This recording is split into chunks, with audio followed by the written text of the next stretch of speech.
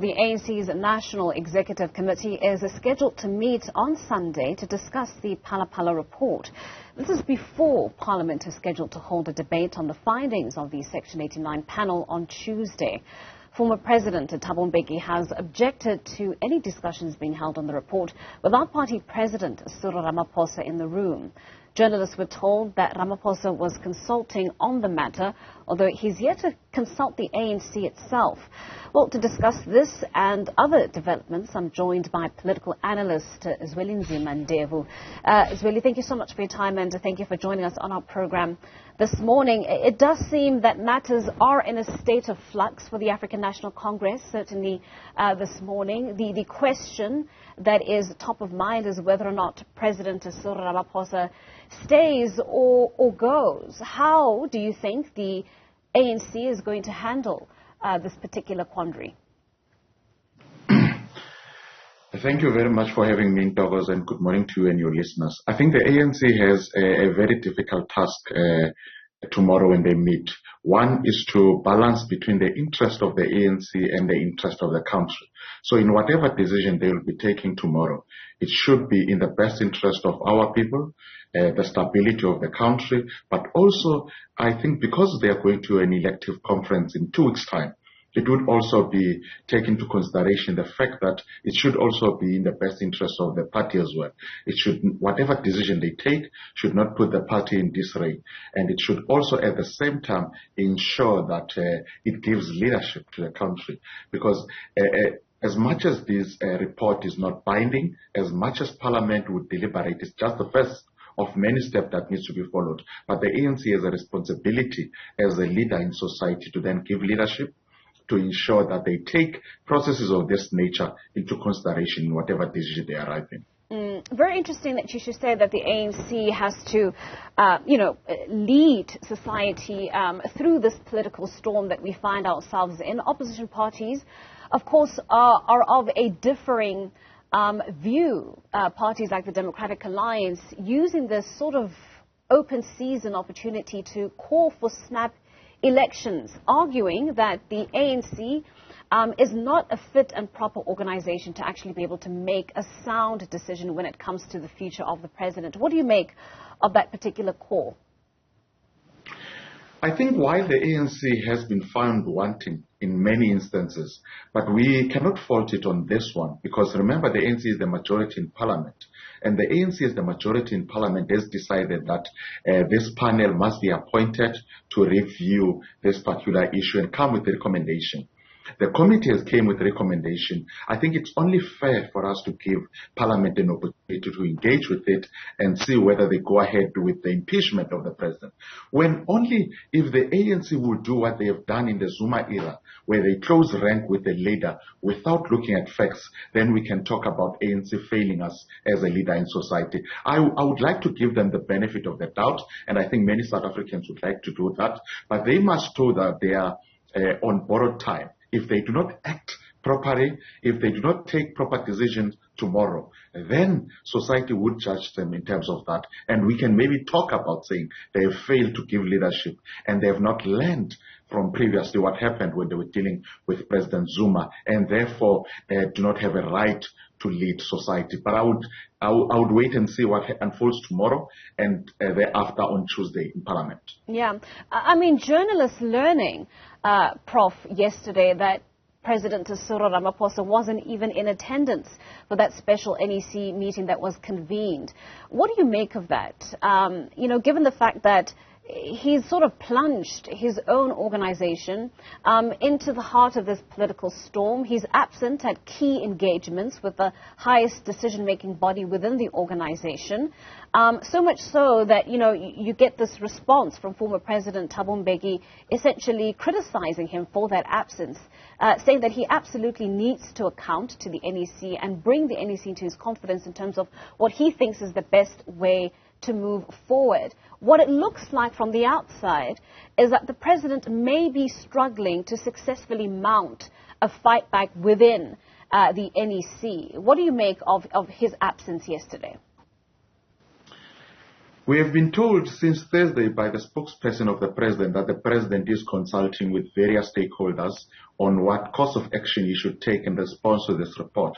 So I will assume that part of the consultation process meant to him that he would not attend that ANC NEC when he has not conclusively decided on what would be his next step.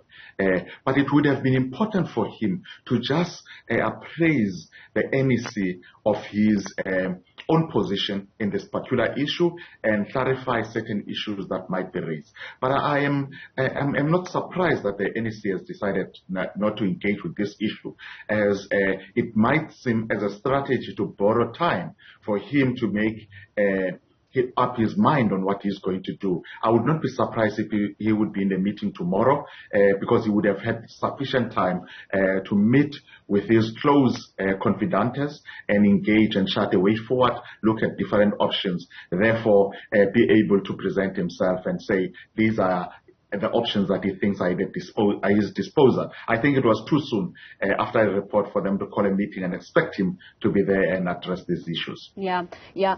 Talking about those options, Professor, we know that, the presidency has said that the president is, as you've mentioned, consulting stakeholders, but also looking at the various options available to him, one of those being to take the Section 89 panel report on judicial review. Legally, he's within his rights to do just that. Others, however, may look at the optics and perceive that as a delaying tactic in and of itself. I think for me, the issue here is the issue of ethics and integrity, and therefore they go beyond the legal requirements or what the legal standards requires of one to do. We would know that the president came on the ticket of clean governance, came on the ticket of trying to renew the ruling party, came on the ticket of ensuring that it brings back stability in government.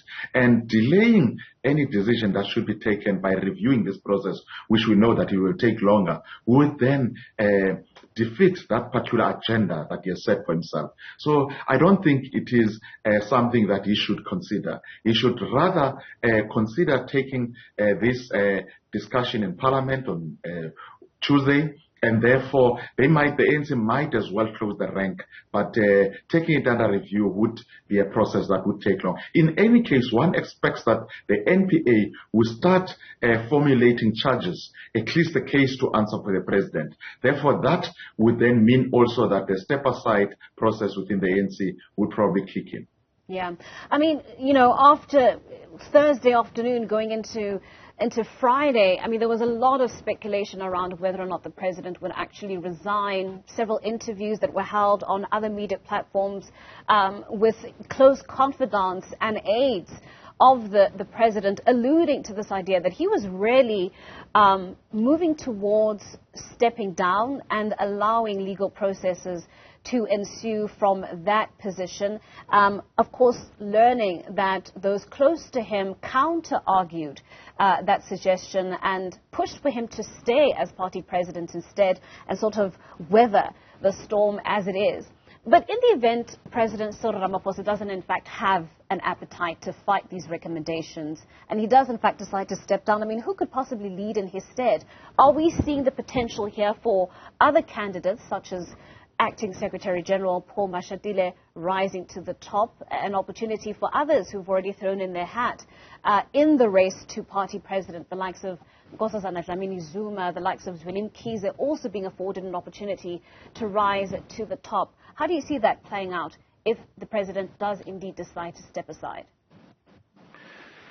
I think currently we have the ANC has a deputy president in Mr. David Mabuza. That could be the obvious candidate to take over from the president in the event that he steps down. But we also know that what complicates things is that in 2 weeks' time, they are going to an elective conference that would elect a leader. So they might say, even if the president decides to step down, they would keep that position vacant until 2 weeks' time the ruling party's conference elect a president who should be a permanent president. But that would certainly talk to instability, and I think they might ask him to stay on until the elective conference, if that is the case. Then in the elective conference, it would be open for those that meet the criteria of the ruling party to be elected. But what becomes very clear is that it would then give others, those others who have also stood, such as Mr. Mkhize, an opportunity to then have a clear run on that process. But the question that would therefore be asked if President steps down is, with the Vibe scandal, does Mr. Mkhize not also need to step aside because he's got this shade or this cloud over his head? So it would then bring other dynamics in play, I think. Indeed. Well, Prof, thank you so much for your time. That's political analyst at Stellenbosch University School of Public Leadership lecturer, Professor Zwelinzima Ndevu.